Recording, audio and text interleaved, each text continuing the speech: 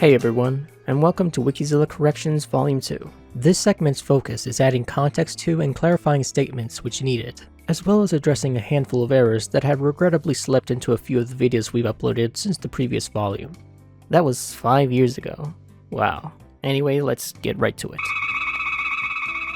In the history section of the Showa King Ghidorah profile, we indicated that the Lady Guard alarm, invented by Tetsuo Tori, was the device used to free the monsters from the Zillion's control in Invasion of Astro Monster.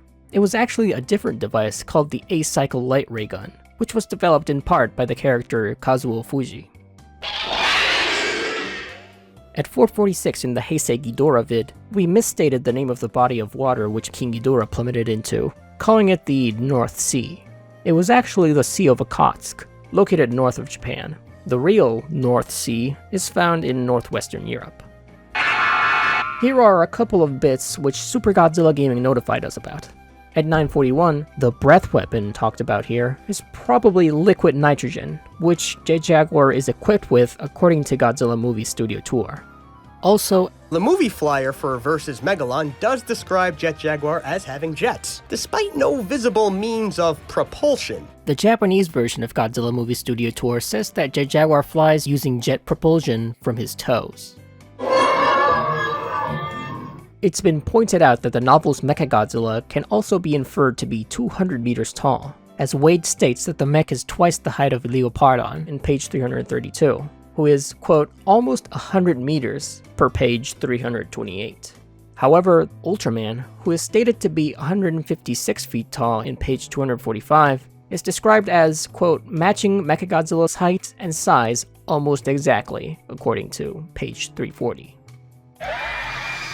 It was inaccurate to refer to the Hero Festival 96 as an Ultraman stage show. Godzilla, Kamen Rider, and Sentai were all present, and the event itself was centered around tons more heroes.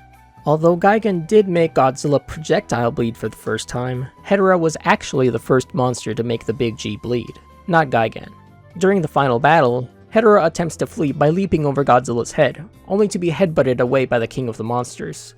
The impact splits the top of his head open, causing a trickle of blood to run down. In the abilities section, we speculate that Mothra used her scales to disable Gigan's bladed slicers. Presumably, her scales caused them to malfunction.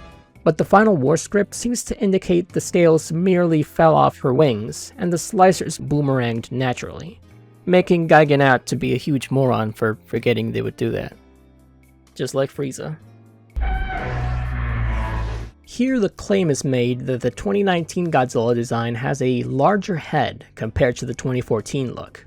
The basis for this statement was taking footage from the bonus features at face value, where adjustments are visually applied to the Big G's model. The tail was shortened, its toes were modified, and the head was enlarged. While those first two changes were kept in the look we saw on screen, the larger head wasn't. It is in fact proportionally smaller than the rest of his body. Godzilla vs. Kong director Adam Wingard did consider enlarging Goji's head for Godzilla vs. Kong, but ultimately kept it the same size as in King of the Monsters. Turns out that Rebirth of Mothra 1 was not the only Mothra eggling scene depicted on screen. It also happens in an episode of Godzilla. The script for this video was largely written 2 years prior to the video's publishing, and that episode of Godzilla didn't exist yet, so it was true at the time of writing.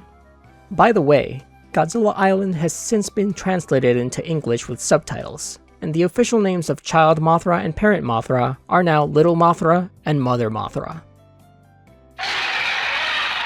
To clarify this part of the abilities section at 943, Kuronuma remarks during Godzilla vs. Mechagodzilla that Caesar could rouse other monsters too if he's allowed to awaken. In the English dub, this line is changed to, "We'll be in trouble if King Caesar brings other monsters to life." Either way, this ability is never elaborated on. Some have pointed out that this rousing monsters line likely refers to the prophecy of the two monsters appearing to save the world. The characters didn't know how it would be fulfilled, and might have been leaving open the possibility that Caesar himself would have a hand in rousing whoever the other prophesied monster was. But as we know, it turned out to be Godzilla. In the history and abilities sections, we refer to the space rock carrying Monster X to Earth as an asteroid. While you could argue this isn't semantically incorrect, it is worth noting that in Japanese materials, it's consistently referred to as a large meteorite, inseki.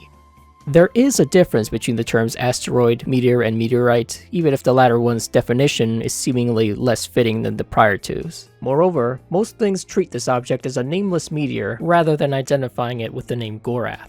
Within the text of Final Wars itself, that name is only ever used to refer to the planet-sized 3D hologram projected by the Zillions as a ruse to trick humanity. Once it's been exposed as a fake, the name Gorath is never uttered again.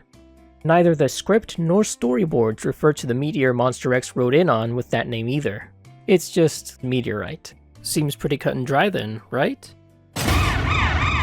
Okay, well, the TLDR is, the Gorath hologram is a separate thing from the Monster X meteorite, which, disregarding possible original intent, is the so-called true identity of the Calamity Star, thus bearing the same name. Most things don't comment on this either way, but so long as we can document the sources that do, it's not a baseless claim.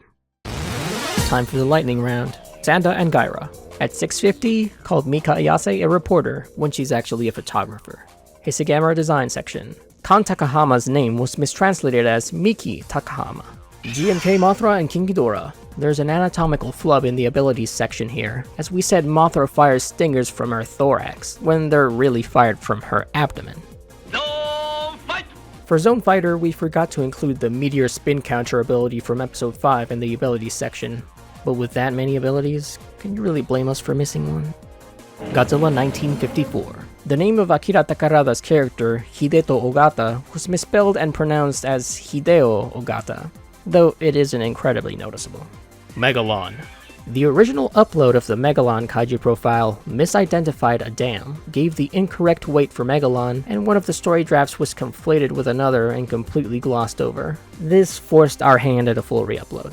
Skullcrawler. Incorrect stat conversions in the beginning mandated a re-upload. The most destructive weapon on Earth. A last-second audio re-record with multiple takes that I inserted right before rendering the video at midnight and accidentally left in without cutting the extra takes, which overlaid over the rest of the audio. So we had to re-upload. For any other mispronunciations, here's a blanket apology.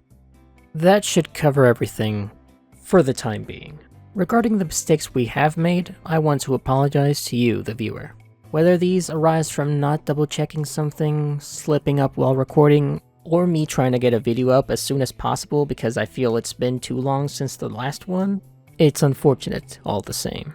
We really try to put our best into making these videos, so when there's an error, it brings us a good amount of grief. We want to make the lore of Godzilla and the other great movie monsters, as well as the stories of those behind them, accessible to all, not permeate misinformation. That is the mission of a wiki. An online encyclopedia anyone can contribute to, even you. Just make sure you document your sources. Thank you.